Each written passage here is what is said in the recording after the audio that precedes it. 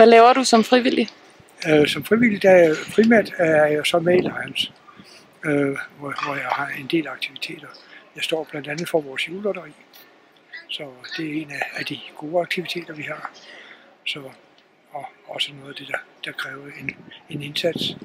Jeg er så jo også PR-mand for Lions, så jeg har pressefunktionen, eller pressekontakten. Så er jeg så også, har jeg også en andel i pensionistmessen, hvor jeg så som deltager på aktivitetskontoret er med til at få den stablet på benene den første mandag i oktober.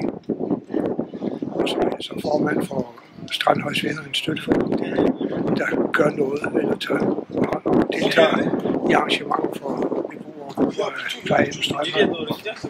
Så ja, det er vist det. Ja. Hvad er det bedste ved at være frivillig? Jamen det bedste det er jo altså det, at man kan bruge sig selv til glæde og til gavn for nogle andre mennesker. Det har man selv rigtig stor glæde af. Altså, det er i hvert fald en af de ting, som jeg er rigtig glad for. Hvad er det sværeste ved at være frivillig? Det sværeste det er nok at være sikker på, at man gør det godt nok.